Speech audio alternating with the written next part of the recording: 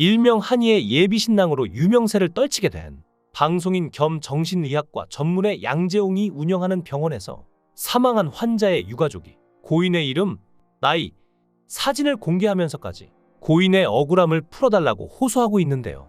지난 5월 27일 병원에 입원한 30대 여성 A씨가 치료 중 숨진 사건에 대한 병원의 진상규명을 위해 정신장애인연합회 격리강박 사망사건 규탄 결의대회까지 열렸다고 합니다. A씨의 유가족은 다이어트약 중독에 대한 절실한 치료를 위해 방송에 출연하는 유명의사가 운영한다는 이곳에 입원하게 됐다며, 그러나 입원 2주 만에 딸이 죽음으로 돌아왔다고 눈물을 흘렸습니다. 지난 5월 부천의 정신병원에서 입원 17일 만에 사망한 A씨의 사인은 가성 장폐색으로 추정되었는데요. 유가족은 폐쇄회로 CCTV 등을 통해 1인실에 딸을 가둬 결박한 채로 죽는 날까지 안정제를 먹이는 등 이곳은 병원이 아닌 지옥인 것을 확인했다며, 우리 딸이 죽는 날까지도 요청한 119 신고를 또 시작이네 라는 말로 무시한 병원 관계자와 이를 관리한 병원장에 대한 엄중한 처벌을 원한다고 호소했습니다. A씨의 자세한 신원은 밝혀지지 않았었으나 A씨의 유가족들이 고인의 이름과 나이, 사진까지 공개하며 억울함을 풀기 위해 노력하고 있는데요. 유가족에 의하면 A씨는 입원 전까지 매우 활발하고 육체적으로도 건강한 편이었다고 합니다. 명문대학 대학원생으로 학업에 매진했지만 한때의 잘못된 생각으로 다이어트약 중독으로 고통받고 있다가 맑은 정신으로 살고자 이를 극복하기 위해 정신병원을 알아보던 중 방송을 통해 알게 된 부천의 5호 병원에 도움을 요청했다고 하는데요.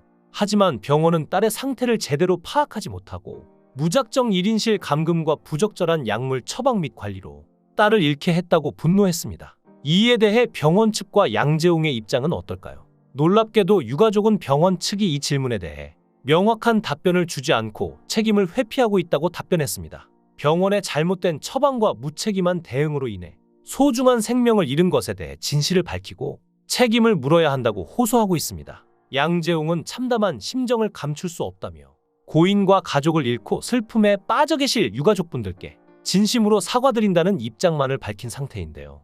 양재홍이 더욱 문제가 되는 점은 숨져가고 있는 A씨의 상황을 가족에게 설명하지도 않고 사망 뒤에도 가족에게 먼저 연락하지 않았다고 합니다. 또한 A씨는 손발과 가슴을 침대에 묶이는 등 강박 조치까지 시해졌는데요. 병원 측에서는 병동 환경을 심각하게 훼손할 가능성이 크다며 안정실에 A씨를 홀로 격리했다고 합니다. 그러나 이 같은 조치에 A씨가 저항하자 손발과 가슴을 침대에 묶고 결국 묶인 지 약 1시간 뒤 심정지 상태로 발견되었습니다. 유족 측은 병원 측이 A씨를 격리하고 강박하는 과정에서 바이탈 사인을 제대로 확인하지 않았다고 주장하고 있는데요. 보건복지부는 강박 시 최소 1시간마다 의료진이 환자의 활력 징후를 확인하도록 지침에 명시하고 있지만 의료기록지 상에는 6시간 동안 단 3차례 바이탈 확인만 이뤄진 것으로 확인되고 있다고 하네요. 병동 CCTV 영상에서 A씨의 배가 부풀고 코피를 흘린 채로 호흡이 거칠어진 모습이 보이지만 의료진은 강박만 해제하고 별다른 조치를 취하지도 않아서 더욱 논란이 거세지고 있는데요. 여기서 병원 측이 A씨에게 투여한 약물이 무엇이냐에 대한 관심도 쏠리고 있습니다. 바로 쿠에티아핀이라는 향정신 성약물인데요.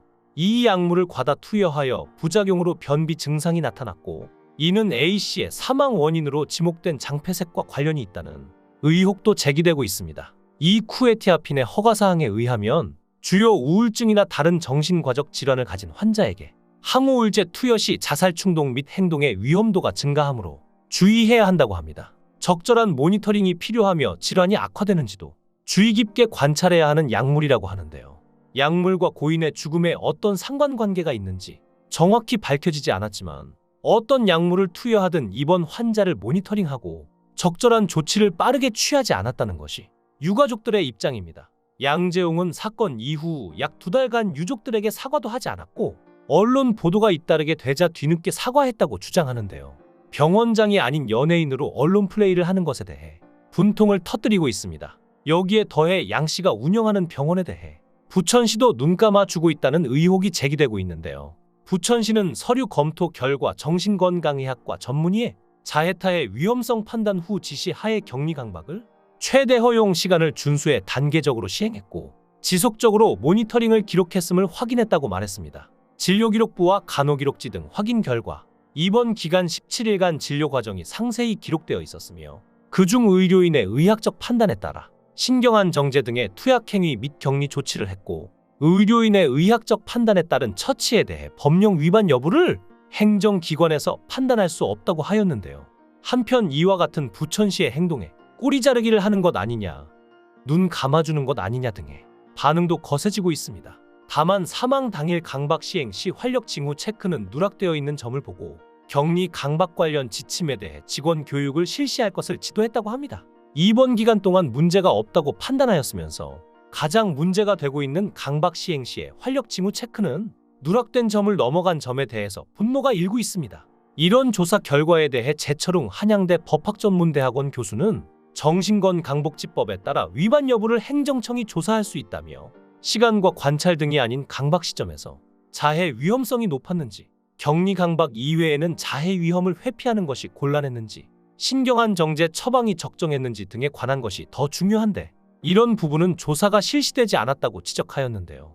전문가의 말을 토대로 제대로 된 조사가 되지 않았다는 점이 한 번 더 밝혀지면서 유가족의 마음에는 또 커다란 상처와 억울함만이 남고 있습니다.